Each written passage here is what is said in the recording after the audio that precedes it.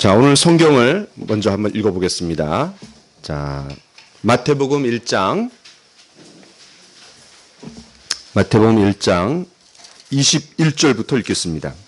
마태복음 1장 21절입니다. 시작. 아들을 낳으리니 이름을 예수라 하라. 이는 그가 자기 백성을 그들의 죄에서 구원할 자이심이라 하니라. 그 다음에 23절을 읽겠습니다. 시작. 보라, 처녀가 잉태하여 아들을 낳을 것이요 그의 이름은 임마누엘이라 하리라. 그 다음에 2장 1절부터 좀 보겠습니다. 제가 한 절 읽고 여러분 한 절 읽겠습니다. 헤롯 왕 때에 예수께서 유대 베들레헴에서 나심에 동방으로부터 박사들이 예루살렘에 이르러 말하되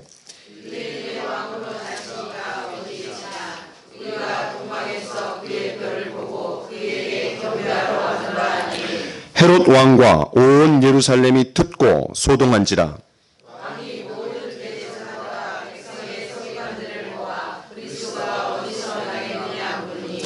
이르되 유대 베들레헴이오니 이는 선지자로 이렇게 기록된 바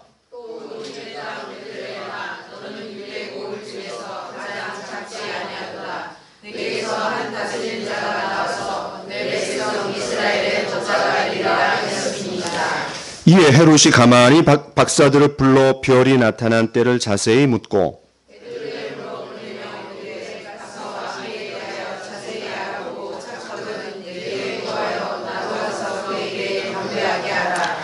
박사들이 왕의 말을 듣고 갈새 동방에서 보던 그 별이 문득 앞서 인도하여 가다가 아기 있는 곳 위에 머물러서 있는지라. 집에 들어가 아기와 그의 어머니 마리아가 함께 있는 것을 보고 엎드려 아기께 경배하고 보배합을 열어 황금과 유향과 몰약을 예물로 드리니라.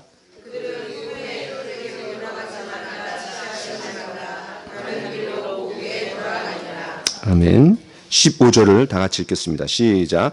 헤롯이 죽기까지 거기 있었으니 이는 주께서 선지자를 통하여 말씀하신 바 애굽으로부터 내 아들을 불렀다 함을 이루려 하심이라. 아멘. 오늘 우리가 읽은 본문에 동방 박사들이 나옵니다.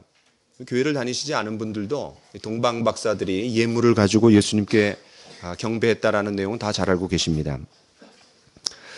이 동방 박사들이 예수님께 무릎을 꿇고 경배했습니다. 마치 왕 앞에 하는 것처럼 그렇게 무릎을 꿇고 경배합니다. 그리고 무엇을 예물로 드립니까? 황금과 유향과 몰약을 선물로 드렸습니다. 왜 그들이 경배하며 이 귀한 선물을 드렸겠습니까? 그것은 하나님께서 먼저 예수 그리스도 그 선물을 우리에게 주셨기 때문입니다. 먼저 선물을 주셨기 때문에 그 선물을 드리는 겁니다. 그렇다면 우리가 무릎을 꿇고 엎드려 경배해야 할 예수님은 누구십니까? 왜 그분만이 경배와 찬양을 받으시기에 합당하신 분입니까? 오늘 말씀에서 예수님을 가리켜서 7가지 칭호가 나옵니다. 여러분들이 손에 펜을 들고 성경에다 밑줄을 한번 그어가면서 같이 성경을 보시면은 조금 더 그 입체적으로 또 마음에 와닿게 오늘 말씀을 이해하실 수 있습니다. 예수님의 7가지 칭호가 있는데 첫 번째는 예수입니다. 예수. 1장 21절을 보세요. 이 마태복음의 저자인 마태가 성령의 감동을 받아 기록한 이 예수님에 대한 첫 번째 칭호는 예수입니다. 예수라는 이름의 뜻이 뭡니까? 21절에 뭐라고 그랬냐면 이는 그가 자기 백성을 그들의 죄에서 구원할 자이십니다 라고 했습니다. 이 예수라는 이름의 뜻은 구원할 자, 우리의 구원자시라는 거예요. 그러면 구원의 의미가 뭡니까? 예를 들어서 이번에 제천 스포츠센터에서 일어난 화재를 한번 생각해 봅시다. 얼마나 마음이 아프고 온 국민을 슬픔에 젖게 만들었습니까? 이 화재에서 제 제자의 아버지도 돌아가셨습니다. 얼마나 큰 재해입니까? 그런데 여기 사진에 극적으로 구조된 한 사람이 있습니다. 여러분 다 보셨을 거예요. 창가에 매달려 있다가 에어백에 떨어져서 살아났습니다. 이럴 때 쓰는 말이 구원받았다, 구조되었다 라는 말입니다. 이거는 우리가 그냥 내가 그냥 구원받았어 이 정도가 아니라 이 사람에게는 굉장히 극적인 경험입니다. 때문에 구원이라는 말은 뭔가 위기 상황에서, 극적인 상황에서 탈출되었다라는, 해방되었다라는, 건짐을 받았다라는 어마어마한 표현이 담겨 있습니다. 시편 40편 2절에 이런 말씀이 있습니다. 나를 기가 막힐 웅덩이와 수렁에서 끌어올리시고 내 발을 반석 위에 두사 내 걸음을 견고하게 하셨도다. 그렇습니다. 기가 막힐, 여러분 지금까지 살아오시면서 기가 막힐 경험을 하신 적 있을 거예요 아마. 기가 막힐 수렁에서 끌어올리시고, 이것이 바로 구원에 담겨져 있는 의미입니다. 그렇다면 예수님의 이름의 뜻이 구원자라고 했습니다. 그러면 우리를 어떤 위험의 상황에서 건져내시는 분이십니까? 21절에 이렇게 말합니다. 그가 자기 백성을 그들의 죄에서 구원할 자라고 얘기했습니다. 어디에서 구원한다 그랬어요? 어디서 구조한다 그랬어요? 죄에서 구원할 자라고 했습니다. 그렇다면 죄란 무엇입니까?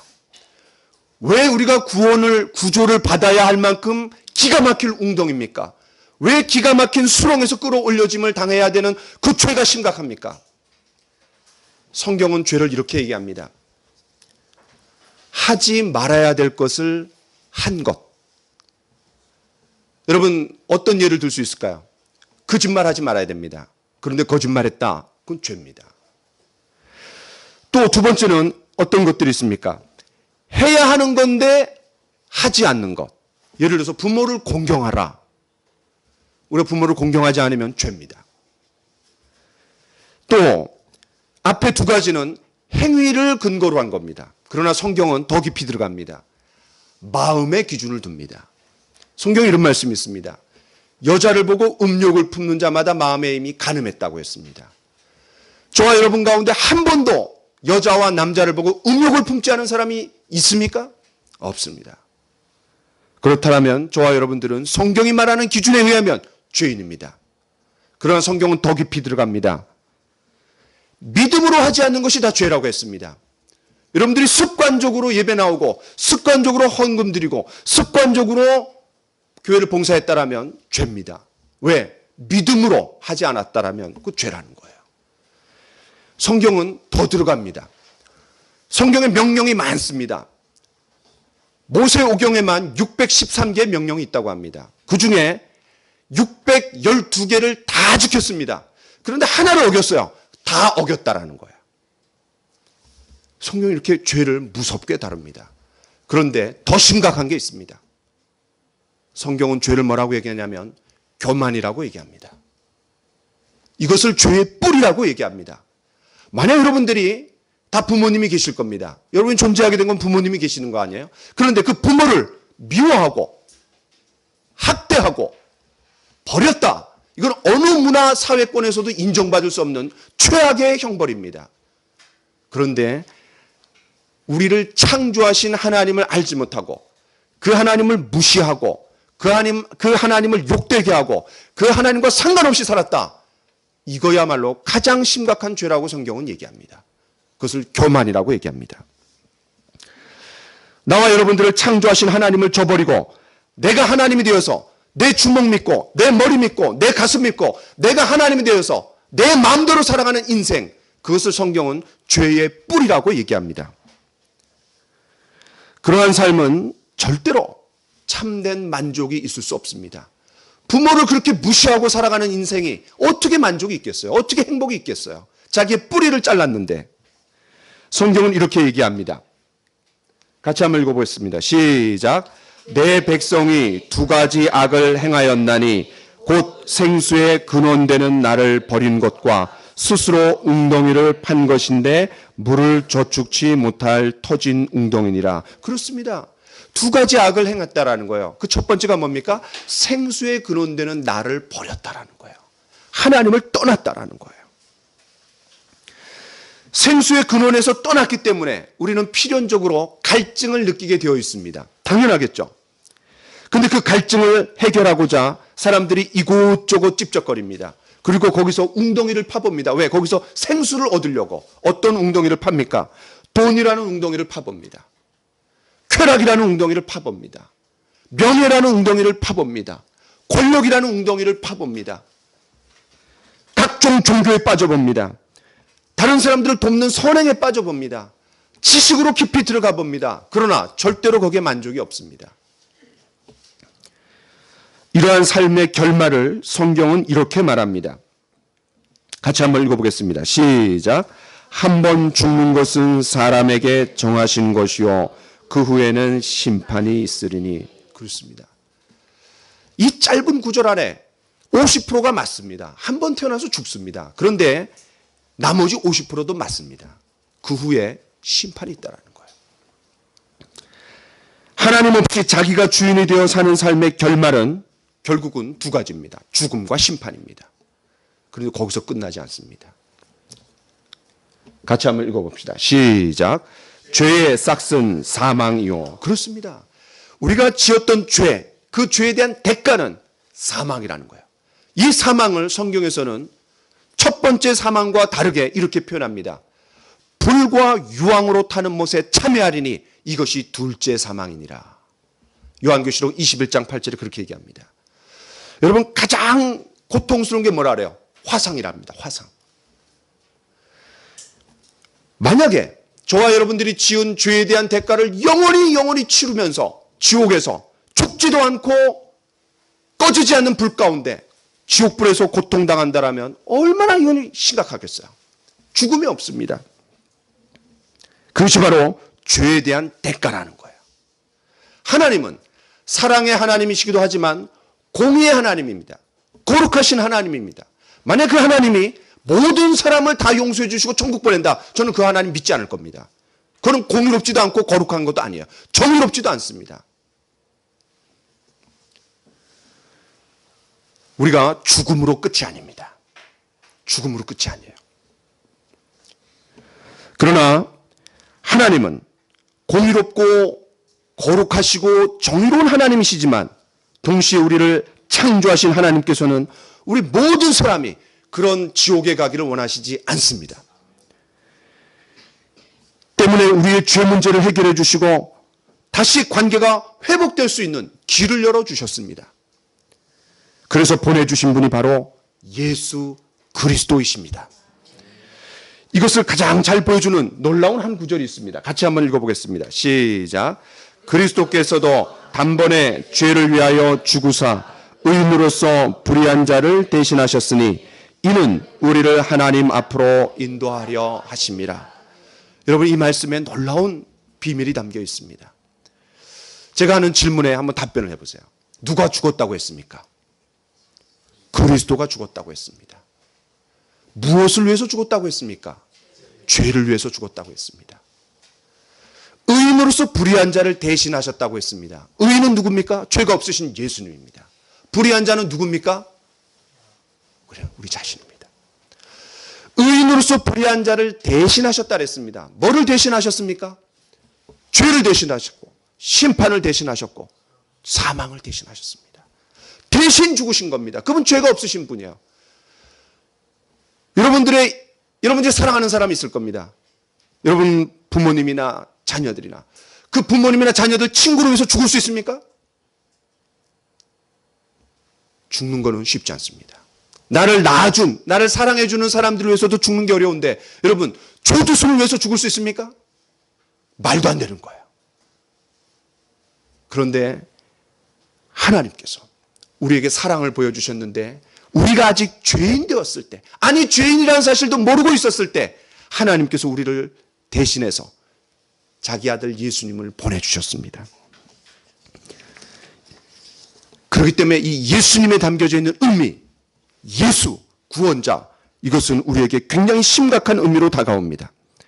성탄절은 죄와 심판과 죽음에서 허덕이고 있는 모든 인간들에게 하나님께서 영원한 생명을 주시고자 예수 그리스도를 선물로 주신 날입니다. 이 예수님이야말로 하나님께서 우리에게 주신 최고의 선물입니다.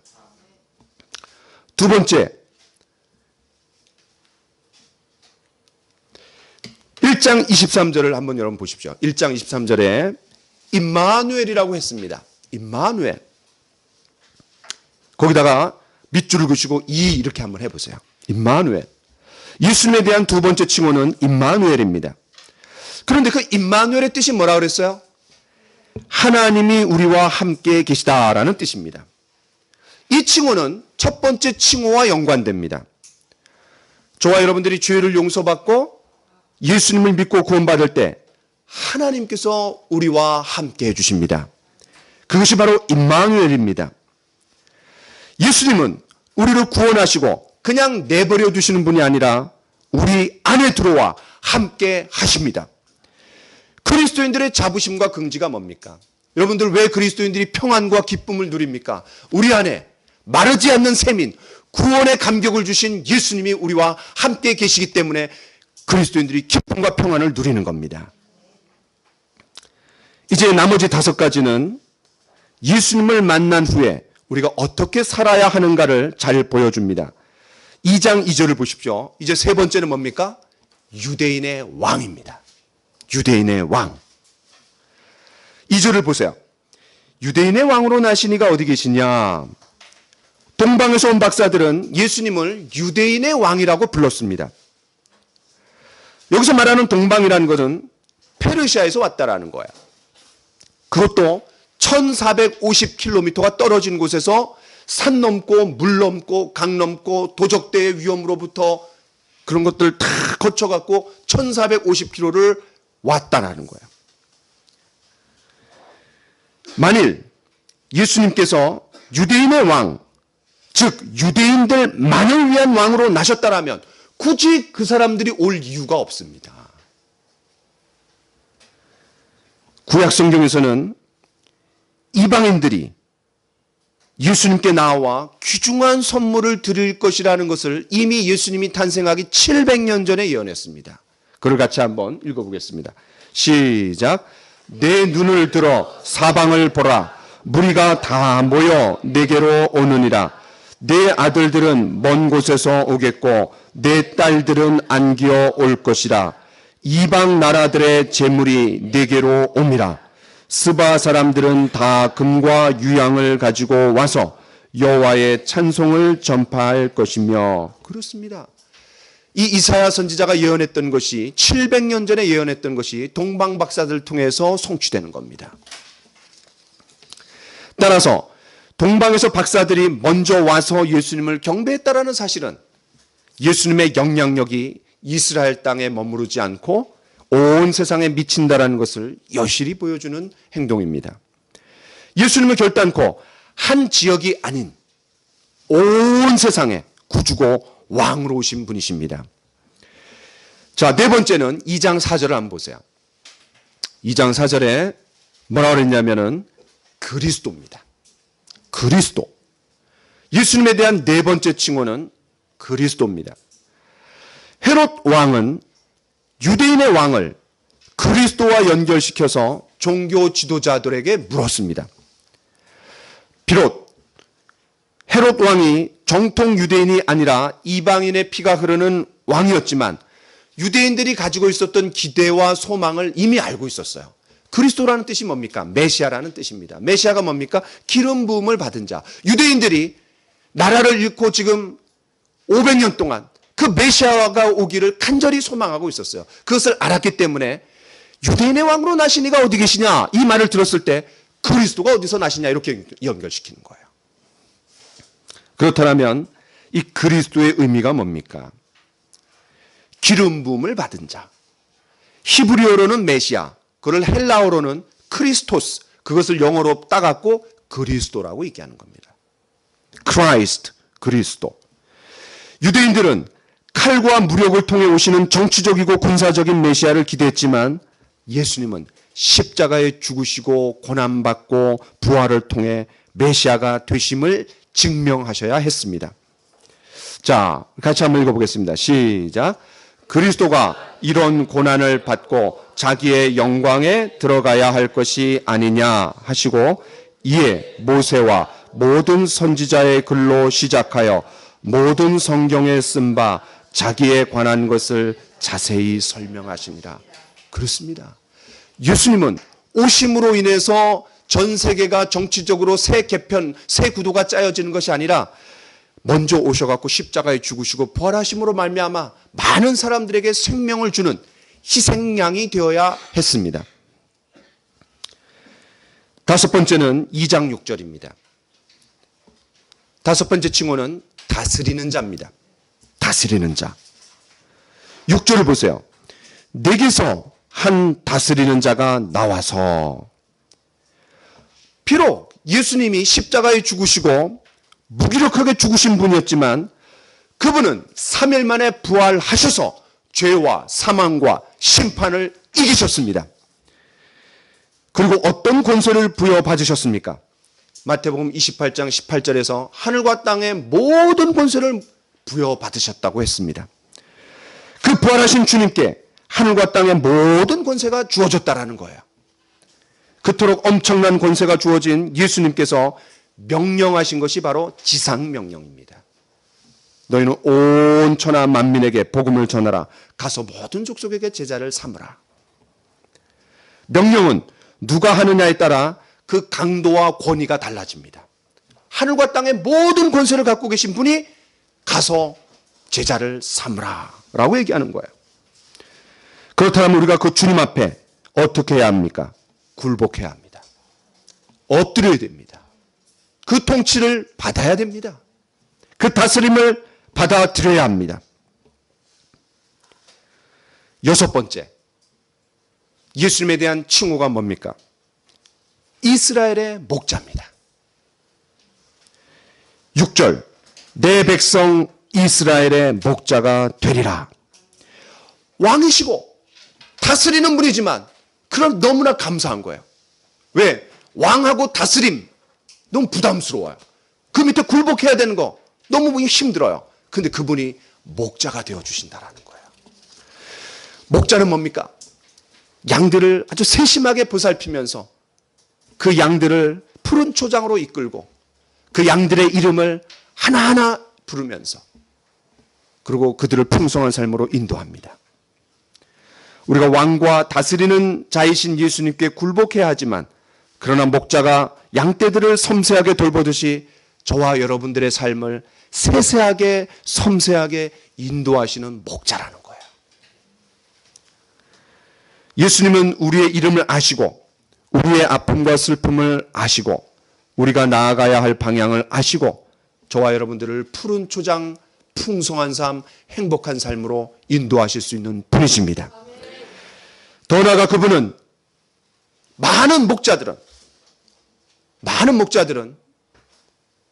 양을 취해서 양털을 얻고 양의 젖을 얻고 양고기를 얻습니다. 다시 말해서 양이 목자를 위해 죽어야 됩니다. 그런데 성경은 놀랍게 얘기합니다. 목자가 양들을 죽었습니다. 양들을 위해서 죽었다라는 거예요. 이 지구상의 유일한 목자 예수님만이 양들을 위해서 자기 목숨을 버렸습니다. 그는 선한 목자임을 증명하신 겁니다. 마지막 7번째, 예수님에 대한 칭호가 뭡니까? 2장 15절을 한번 보십시오. 내 아들입니다. 내 아들. 실제로 예수님은 성령님을 통해 마리아에게서 태어났습니다. 인간의 아들이 아니라 하나님의 아들이신 거예요. 요한복음에서 예수님을 하나님의 아들로 표현했습니다. 예수님께서 하나님의 아들이시라면 아들과 아버지는 같이 가는 거예요. 다시 말해서 예수님이 하나님이시라는 거예요. 우리는 지금까지 예수님의 7가지 칭호를 살펴보았습니다. 신약 성경을 여는 첫 번째 책에서 그리고 예수님께서 탄생하시는 이야기에서 성경은 예수님이 누구신지를 우리에게 분명히 드러내 보여줬습니다. 그분은 우리를 죄에서 구원할 자 예수님이십니다. 그분은 우리를 죄에서 구원할 뿐만 아니라 저와 여러분들과 함께 하시는 임마누엘의 하나님이십니다. 그분은 온 인류의 왕으로 오신 분이십니다. 그분은 메시아, 즉 기름 부음을 받은 그리스도이십니다. 그분은 십자가에서 죽으시고 부활하심으로 하늘과 땅의 모든 권세를 지니신 통치자이십니다. 그분은 목자가 양들을 섬세하게 돌보듯 인도하시고 양들을 위해 죽으신 선한 목자이십니다. 저와 여러분들이 믿는 분이 바로 이런 분입니다. 이런 칭호들은 어떤 때는 천사를 통해서 주어졌습니다. 예수와 임마누엘, 이건 천사를 통해서 주어진 거예요. 또 동방박사들을 통해서 주어진 칭호도 있습니다. 뭡니까? 유대인의 왕입니다. 심지어는 대적자, 악한 자, 헤롯을 통해서 주어진 칭호도 있습니다. 그것이 뭡니까? 그리스도입니다. 그리고 구약 성경의 선지자들을 통해서 주어진 칭호도 세 가지 있습니다. 뭡니까? 이스라엘의 목자, 다스리는 자, 내 아들, 천사, 그리고 동방박사, 그리고 대적자 헤롯, 그리고 구약의 선지자들을 통해서 예수님의 칭호가 7가지나 아름답게 묘사되어 있는 것이 바로 예수님의 탄생과 연관된 이 마태복음 1장, 2장이라는 거예요. 저와 여러분이 믿는, 우리가 믿어야 할 분이 이렇게 놀라운 분이십니다. 그렇다면 저와 여러분의 위치가 어떻습니까? 우리의 신분이 달라지는 거예요. 자, 두 번째 주제로 넘어가 보겠습니다. 이 7가지 칭호를 갖고 계신 귀한 분 앞에 그냥 오지 않았습니다. 그들은 정성스럽게 마련한 3가지 예물을 가지고 무릎을 꿇고 경배하면서 그것을 드렸습니다. 1450km를 오는 거리는 줄잡아 4개월이 걸리는 대장정입니다. 예수님께서 이런 놀라운 분이시라면 그들이 예물을 드려서 경배하는 것은 너무나 자연스럽고 마땅한 겁니다. 그런데 예루살렘에서 베들레헴까지 10km밖에 안 됩니다. 10km밖에 안 되는데 유대인들은 예수님 앞에 와서 무릎을 꿇지 않았습니다. 동방박사들을 통해서 예수님이 나시는 것도 알았습니다. 그분이 어떤 분이신 것도 구약 선지자들을 통해서 알았습니다. 그러나 10km밖에 안 되는데 오지 않았어요. 그러나 1450km를 떨어진 동방박사들이 와서 산 넘고 물 넘고 강 넘고 와서 무릎을 꿇고 법회합을 열어 황금과 유향과 몰약을 드렸습니다. 그렇다면 이 3가지 예물에 어떤 의미가 담겨 있습니까? 왜 황금과 유향과 몰약을 드렸을까요? 많은 다른 예물들이 있었을 텐데. 첫 번째, 황금은 동서양을 막론하고 황금은 왕의 상징입니다. 모든 왕권을 상징하는 물품에는 황금으로 덮여 있고 황금 그 자체로 만들었습니다. 동방박사들이 황금을 예수님께 드렸다라는 것은 무슨 의미입니까? 예수님을 만왕의 왕으로 섬겼다라는 거예요.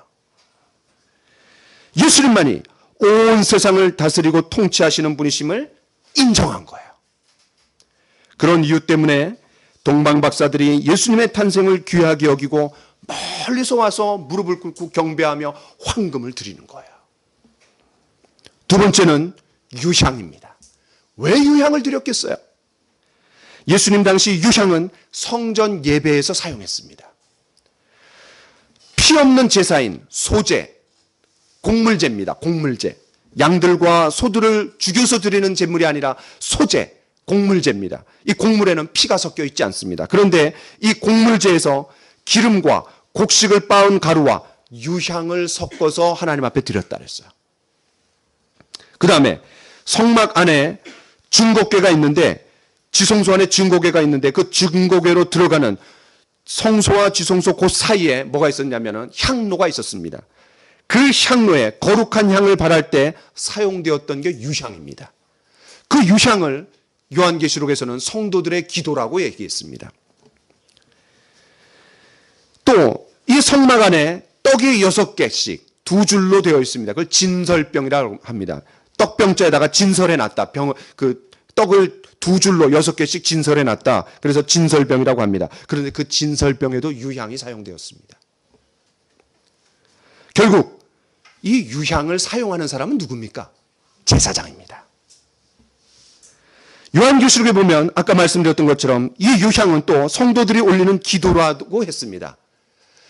제사장이 백성들을 대신해서 하나님 앞에 기도합니다. 그런데 성도들이 기도합니다. 왜? 이제 신약시대에 와서는 모든 성도들이 제사장이 되었다라고 합니다. 여러분, 황금이 예수님이 누구신지의 신분을 나타냈습니다. 유향은 예수님께서 하시는 일을 얘기하는 거예요. 그게 뭡니까? 대제사장의 역할을 하셨다라는 거예요.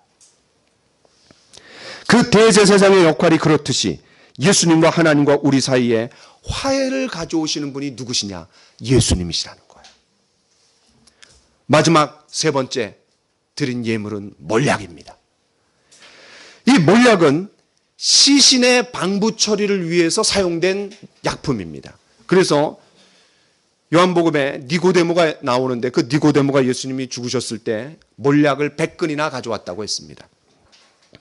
동방박사들이 몰약을 예수님께 드렸다는 것은 예수님이 장차 십자가에서 죽으실 구세주임을 인정하는 거예요. 때문에 예수님은 죽기 위해 태어나신 분이셨습니다. 이 세 가지 예물을 통해 우리는 예수님이 누구신지를 알았습니다. 황금을 통해서 예수님은 왕 중의 왕, 주 중의 주십니다. 예수님은 유향을 통해서 하나님과 인간들 사이에 대제사장으로서 화해의 주님으로 오신 분이십니다. 그리고 그분이 지불한 대가가 무엇입니까? 그분은 십자가에 죽으러 오신 분임을 몰약을 통해서 보여주는 겁니다. 마지막입니다. 그렇다면 우리가 드려야 할 황금과 유향과 몰약은 무엇입니까? 동방박사들의 참된 경배는 감사 예물로 표현되었습니다. 우리 모두가 황금과 유향과 몰약을 가지고 있지는 않지만 성탄절을 맞이해서 또 다른 의미에서 황금과 유향과 몰약을 주님 앞에 예물로 드릴 수 있습니다. 우리 모두 주님께 황금을 드려 경배할 수 있습니다. 무슨 말입니까? 우리가 죄를 용서받고 예수님을 구세주와 주님으로 모셔드린다라면, 그분을 왕으로 모셔드린다라면 내 인생의 주인이 내가 아니라 예수님이시다. 그리고 그 예수님을 내 마음속에 구세주와 주님으로 모셔드린다라면 우리는 황금으로 예수님을 경배할 수 있습니다. 이미 예수님을 영접한 분들이라면 우리의 삶에서 그분을 왕으로 모셔드리는 거예요. 예수님이 우리 안에 들어오셨지만 찌그러 계실 수도 있습니다. 왜? 그분은 우리를 강압적으로 왕이 되시지 않는 분입니다. 내 삶의 모든 영역, 재물의 영역, 일터의 영역, 자녀의 영역, 가정의 영역, 내 삶의 모든 영역에서, 결혼의 영역에서, 모든 영역에서 주님을 첫 자리에 모신다라면 우리는 오늘 예수님을 황금으로 경배할 수 있습니다. 우리 모두는 주님께 유향을 드려서 경배할 수 있습니다. 유향이 피 없는 제물, 법궤 앞에서 떡상에 있는 떡의 향을 위해 드려진 거룩한 물건이었듯이 우리가 죄를 짓지 않고 깨끗한 삶으로 주님 앞에 나아가려고 할 때 그때 우리는 늘 유향으로 주님 앞에 나아갈 수 있는 겁니다. 매일매일 우리는 주님께 유향을 드릴 수 있는 겁니다. 뿐만 아니라 우리 모두가 형제 자매들을 위해서 중보기도 할 때, 하나님 앞에 올려지는 거룩한 향기가 될 때, 우리 형제 자매들을 위해서 사랑의 중보기도를 하는 그 시간, 우리는 주님 앞에 유향으로 주님 앞에 나갈 수 있습니다. 더 나아가서 잃어버린 영혼들을 구원하기 위해서 기도로 물질로 헌신할 때 우리는 유향을 주님께 예물로 드리는 것입니다. 우리 모두는 몰약으로 주님 앞에 경배 드릴 수 있습니다. 바울 사도가 고백했던 것처럼 나는 날마다 죽노라. 왜 그렇습니까? 내가 예수 그리스도의 사람들은 그 정과 욕심을 십자가에 못 박았다고 했습니다. 우리 안에 죄성이 튀어나올 때 그때 우리 자신을 십자가에 못 박는 겁니다. 예수님이 죽었을 때 나도 죽었다. 예수님이 장사 지냈을 때 나도 장사 지냈다. 예수님이 부활하셨을 때 나도 부활했다. 예수님이 승천하셨을 때 나도 승천했다. 이것을 믿는 게 믿음입니다. 사도 바울이 고백했던 것처럼 나는 날마다 죽노라. 이런 고백을 하며 믿음으로 살아간다라면 우리는 몰약으로 주님 앞에 나아갈 수 있는 겁니다. 주님께서 기뻐하시지 않는 것을 보는 내 눈, 주님께서 기뻐하시지 않는 것으로 향하는 내 발, 주님께서 기뻐하시지 않는 것을 붙잡는 내 손, 주님께서 기뻐하시지 않는 것을 듣는 내 귀, 주님께서 기뻐하시지 않는 것을 말하는 내 입, 이것을 십자가에 못 박는 겁니다. 로마서 6장에 이렇게 얘기합니다. 너희 지체를 의의 병기로 드리라고 했습니다. 그 전제가 뭡니까? 불의의 병기로 드리지 말라는 거예요. 너희 지체가 뭡니까? 내 입과 내 발과 내 귀와 내 눈과 내 손과 모든 내 지체들, 그 지체를 죄를 듣고 잡고 쓰는 데 사용하지 말라는 거예요. 여러분이 눈을 죄악을 보는데, 입을 죄악을 말하는데, 다른 사람 이간질하는데, 다른 사람 비판하는데 쓴다라면 그때 이렇게 선포하세요. 내 입은 죽었다. 내 눈은 죽었다. 내 귀는 죽었다. 여러분, 구약의 제사장들을 세울 때 어떻게 했습니까? 기름을 세 군데다가 발랐습니다. 어떻게 발랐어요? 오른쪽 귀, 오른쪽 손 엄지손가락, 오른쪽 발, 엄지발가락에다가 거기다가 기름을 발랐어요. 피를 발랐어요. 왜 바릅니까? 귀도 죽고 손도 죽고 발도 죽었다는 거예요. 주님 앞에 죽었다라는 거예요. 제사장이 그런 역할을 하는 겁니다. 저와 여러분들이 이런 의미로 황금과 유향과 몰락을 지금 이 시간에 들을 수 있습니다. 주님께 경배할 수 있습니다. 여기에 예수 그리스도 하나님의 선물을 받은 한 사람이 있습니다. 그분이 어떻게 자신의 삶을 여러 황금과 유향과 몰락으로 주님 앞에 드렸는지 제가 소개하면서 말씀을 마치려고 합니다. 여기에 나오는 분은 미국 최초의 의과대학을 우등생으로 졸업한 로제타 쇼우드 홀입니다. 그는 1890년 의료 선교사로 조선에 왔습니다. 당시만 해도 대원군의 쇄국 정책이 너무나 강하던 최고조에 이른 터라 이 서양 선교사들이 한국에 들어올 수 있는 유일한 방법은 두 가지밖에 없었습니다. 의료와 교육. 어느 날 16살 난 소녀가 병원에 왔습니다. 당시 한국에서는 16살이 됐는데도 시집을 못 갔다. 그게 굉장히 심각한 거예요. 16살 위에 있는 분들 감사해야 됩니다. 당시 한국에서 16살이 됐는데도 시집 못 갔다. 이건 굉장히 흉이고 온 집안이 그냥 흉이 돼갖고 체면이 손상되던 시기였어요. 그런데 16살이나 됐는데도 불구하고 시집은 못 갔어요. 그 소녀가 시집을 못 간 이유는 손에 있었습니다. 몇 년 전에 화상을 입어서 손가락 3개가 붙어버렸습니다. 로제타 홀은 즉시 마취를 하고 수술을 해서 세 손가락을 떼어냈습니다. 문제는 화상을 입어서 보기가 흉한 세 손가락이었어요. 그걸 떼는 데는 했어요. 그런데 뗀 다음에도 이게 그냥 이 살을 흉해요.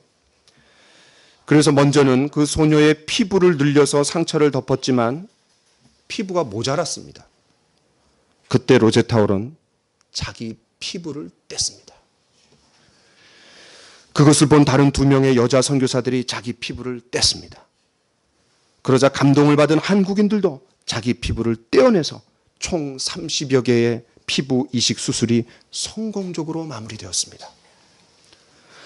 어느 날 억수같이 비가 쏟아지는 날이었습니다. 한 남자가 헐레벌떡 병원에 찾아왔습니다. 로제타 홀은 그 남자의 아내가 난산이었을 때 도와준 적이 있었습니다. 이번에는 약을 지어달라고 해서 자초지종을 들어보니 부인이 굉장히 위급한 상황이었습니다. 로제타 홀이 환자를 보러 가겠다라고 하자 그 남편은 비가 너무나 많이 와서 갈 수 없을 것이라고 생각했습니다. 그때 병원에서 일하는 한 남자가 이렇게 말했습니다.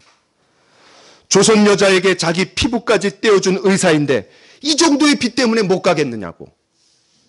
그 후 이 16살 소녀에게 피부를 이식해준 수술 소문이 쫙 퍼졌습니다. 그 소문만 퍼진 것이 아니라 그 소문과 함께 복음도 퍼져나가기 시작했습니다. 서양인들에 대한 편견이 다 깨지고 그들의 사랑과 헌신, 그리고 그들 안에 있는 예수님이 조금씩 전해졌던 겁니다. 그 혜택을 누구가 누리고 있습니까? 저와 여러분들이 누리고 있는 겁니다. 여러분, 합정동에 있는 외국인 선교사 묘지를 1년에 한 번씩은 가야 됩니다. 가서 참배해야 됩니다. 우리나라가 정치, 경제, 문화, 사회 이렇게 발전한 세계 경제 대국을 이룰 수 있는 이유는 선교사들이 100년 전에 이 지구상에서 가장 치안이 안 좋은 조선 땅에 왔고, 그들이 돈을 쏟아 부었고, 그들이 피를 쏟아 부었고, 그들이 땀을 쏟아 부어서 학교와 병원과 교회를 만들었습니다. 제가 어제 본 뉴스입니다. 서울에 특수 아동을 위해서 만들어진 학교가 4개밖에 없대요. 근데 그 4개 중에 교회에서 한 군데를 운영하는데 교회가 너무 어려워져 갖고 그걸 운영할 수 없는 상황이 됐다는 거예요. 여러분, 우리 한국 땅에 만약에 교회가 사회복지시설을 오늘로 멈춘다, 그러면 우리나라는 마비되는 겁니다. 대부분 교회가 감당하고 있는 거예요. 대부분.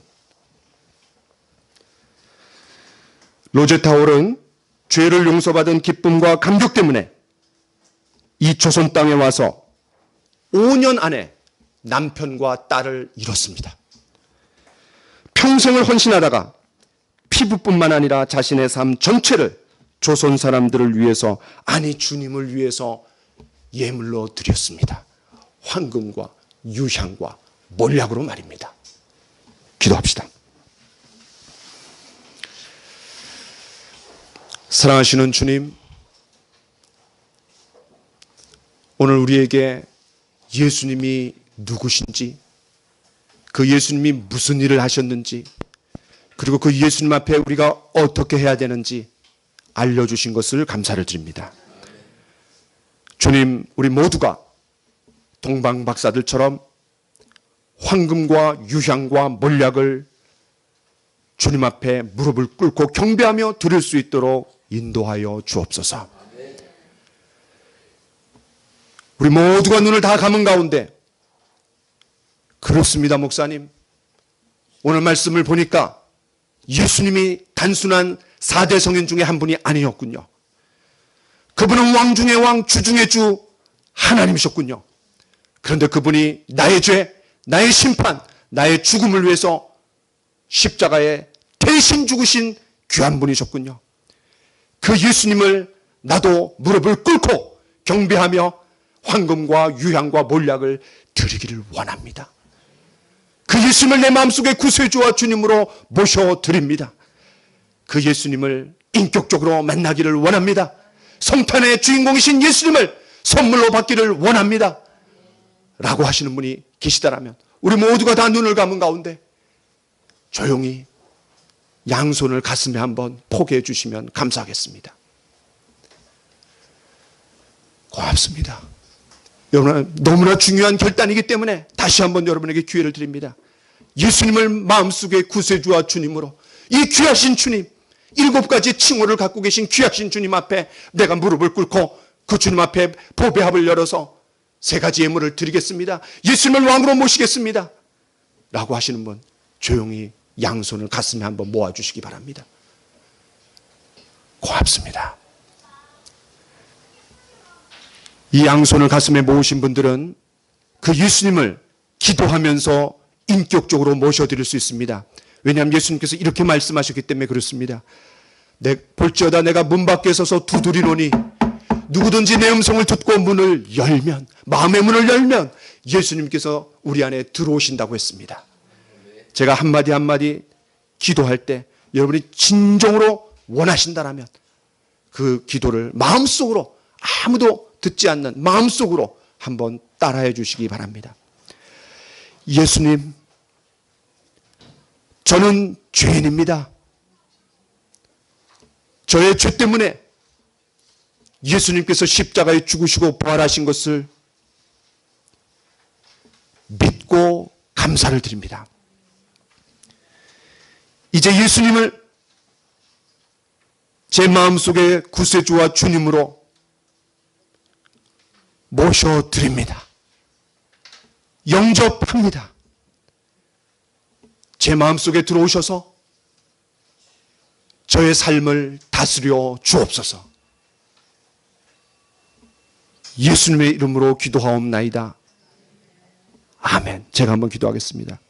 하나님, 오늘 우리 가운데 초청되어서 오신 귀한 분들이 예수님을 마음속에 구세주와 주님으로 왕으로 모셔드렸습니다. 이 귀한 분들에게 주님 찾아가셔서 그 놀라운 감격을 누리게 하여 주시고, 지금까지 살아왔던 내 인생의 주인이 내가 되었지만 그러나 주님이 주인 되신 삶이 놀랍고 평안이 있고 기쁨이 있고 행복한 풍성한 삶을 누릴 수 있도록 축복하여 주시옵소서. 오늘 우리에게 귀한 말씀 주신 것을 감사를 드리며 예수님의 이름으로 기도하옵나이다. 아멘.